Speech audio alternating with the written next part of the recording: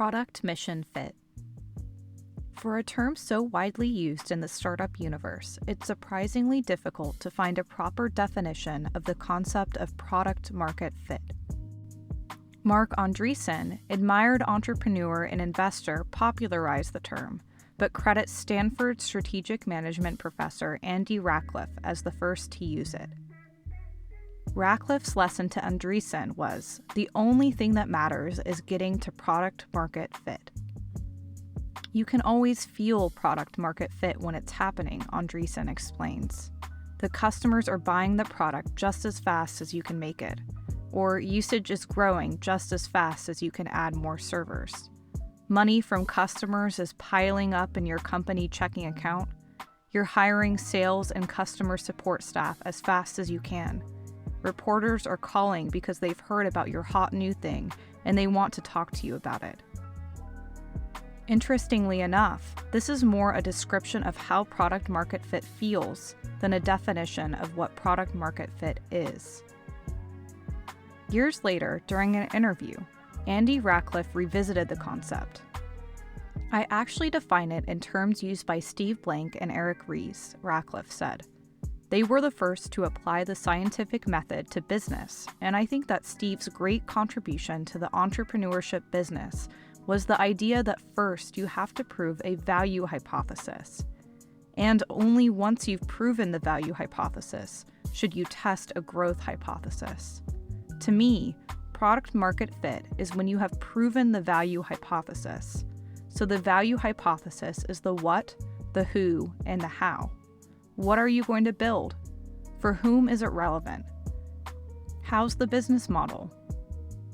In the Hacking 4 model, identifying product market fit, we will call it product mission fit, is in many ways the holy grail of any project. If an H4 student team can build a great product or solution, and that product or solution resonates with beneficiaries as transformative and urgent, the team has achieved product mission fit.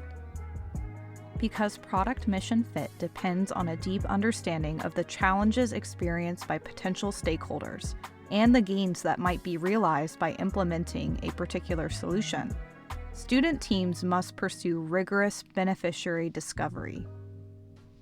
Through the course of these interviews, teams continually gain the knowledge that will populate their mission model canvases, and the relationship between beneficiaries and value proposition will begin to emerge. The value proposition canvas is a tool used to explore this relationship. It complements the mission model canvas and dives deeply into the value proposition and beneficiary boxes of the MMC. The MMC enables a big picture view, while the value proposition canvas, or VPC, provides an opportunity to explore each beneficiary with more granular detail. In their quest for achieving product mission fit, the Hacking 4 teams use the mission model canvas as a roadmap to design their interviews, experiments, and minimum viable products to validate their hypotheses. It all begins with what Clayton Christensen, the father of disruptive innovation theory, called the jobs the customer wants to get done, or, as Professor Theodore Levitt famously stated, people don't want to buy a quarter-inch drill.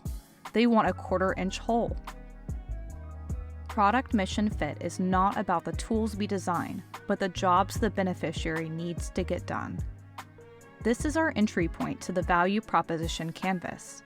These jobs, also according to Christensen, can have a functional, social, or emotional dimension. A high-end Swiss wristwatch, for example, fulfills the evident functional job of telling the time. It also performs a series of social jobs. It communicates status, membership to power structures, etc. Finally, some of the jobs it performs have an emotional dimension. It makes its wearer feel empowered, or the wearer's spouse may consider it aesthetically pleasing, which makes the wearer feel good.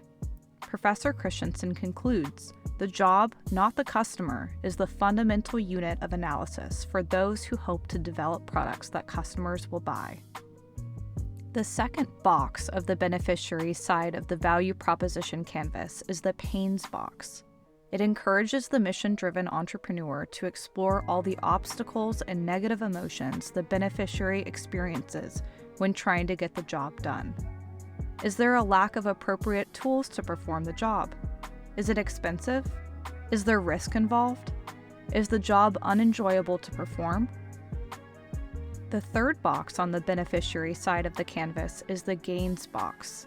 It is designed to look for ways in which the beneficiary's life could be made easier. What would make the job more enjoyable? What is the dream scenario of those who need to perform the job? What social improvements could be made? How could the job be performed with less risk? Gathering this information is crucial to understanding the beneficiaries, and this must be done for each category of beneficiaries we expect to create value for. On the other side of the canvas is the value proposition section. It mirrors the beneficiary side of the canvas, box by box. The product and services box lists all the products and services that the Hacking For team has built and the beneficiary could use to get the job done. The pain relievers box identifies how those products and services create value for the beneficiary. For product mission fit to occur, our pain relievers should match as close as possible the pains of the beneficiary experiences. Is our product more affordable? Is our solution safer to use? Can the beneficiary do things they could not before? Finally, the Gain Creators box captures the ways products and services create gains. Do they provide faster results? Do they make equipment more resilient to failure? Are the systems autonomous, removing risk to the operator? Are they simpler to use, so no training is required? The discovery process effectively addresses all the relevant questions stated as hypotheses in the canvas by engaging directly with those who benefit most from the innovation. When done right, it is the most effective path for mission-driven entrepreneurs to connect the jobs that need to be performed with great products and services that will get the job done and the beneficiaries will love. And that's Product Mission Fit.